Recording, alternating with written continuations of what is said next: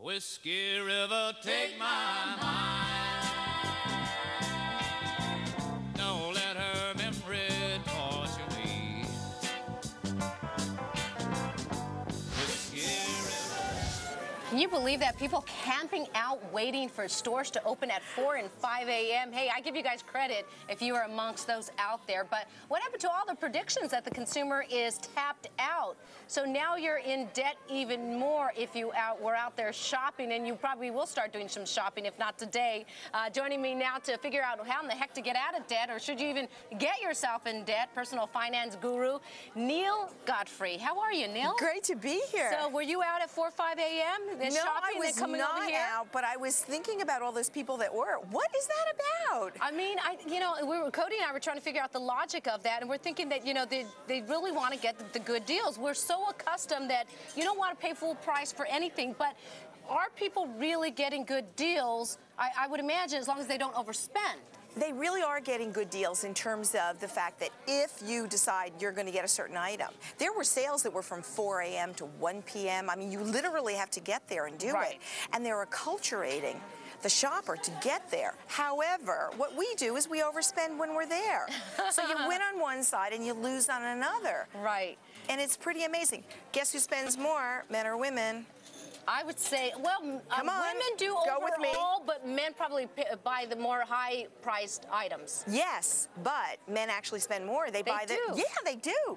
They spend, and today they're going to spend, allegedly, $420 to every 300 we are, because they're buying gadgets. I must just know the cheap-ass ones then. Gee, no. You're with the wrong ones. Stick with me, babe. No. Isn't that amazing? Yeah, I didn't know that. I know. The other thing we want to talk about, because you specialize in kids and family. Kids, family finance as well.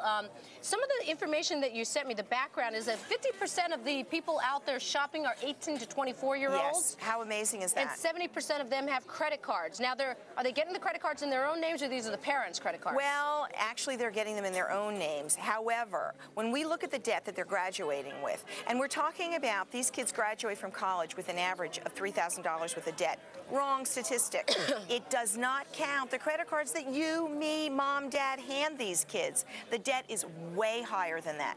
Right. And if they pay the minimum on those credit cards, it will take them about 15 years to get out of debt. All right, so this is the start of people getting in debt. Into trouble. What is your best advice for them? I mean, right now they're watching, they're going to go out shopping, start Christmas, Hanukkah shopping. Best advice for them? Step away from the credit cards. Really? Number one, walk in with a plan. You know that. Did you ever send a man into the grocery store to buy you something? You have to have a list. Hello, a list. Follow it and check it off, Yeah. and don't do anything. Same thing with holiday shopping. Number two, gift card, do not credit card with these kids when you're giving them money.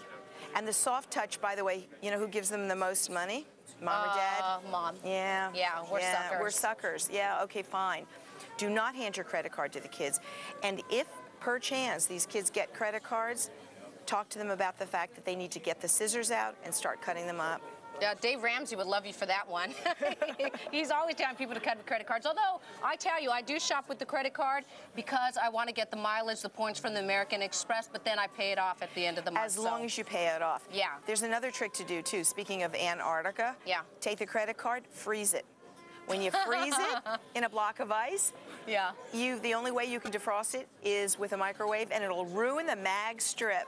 Let it sit there. She's extreme, right? Let it sit there and melt. Hey, the other thing you can do with your credit card, guys, just give them to us. We'll take care of them. Don't worry, they'll be in safe hands. Without canceling it first, right? Yeah. Yeah, right. Thank you. The markets are always looking ahead, trying to discount reality. What was the line you just said a minute ago, Todd? Perception is reality. Perception is reality on Wall Street, at least. And when you read about the credit crunch and the write-downs and all of the other financial disasters out there on the cover of, I don't know, you got The Economist, we got Fortune. What were they smoking? And you've even got Newsweek, Business Week. Is there any magazines that's not panicked about this? I want to see the rest of your collection. Well, we've got more at home, man. We got a big stack of magazines. To talk more about whether today's mini-me bounce might have more legs to it is, once again, Todd.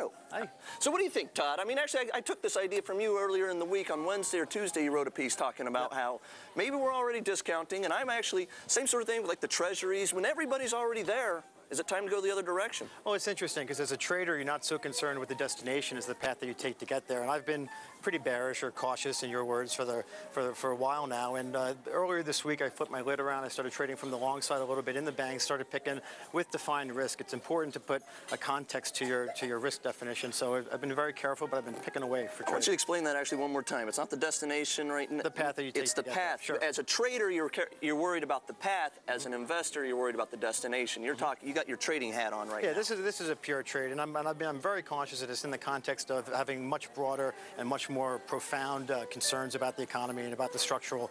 But when I see on a risk on the cover of Business Week and on the cover of The Economist, I get a little bit bullish for the trade. And on top of everything else, I mean, I even saw today you had the OECD, which is one of the government institutions out there and now they're saying, hey, they're $300 billion in subprime write-downs, and I'm going, oh, so at least we're finally recognizing it. And again, on Wall Street, perception is reality. So if they're perceiving it as even the governments now are seeing the $300 billion, maybe it's already reality, and we can move on to what's going to be discounted next. Is that what we're looking at? I think it's a function of what's going to be recognized by the banks. You see these new FASB, these I owe money.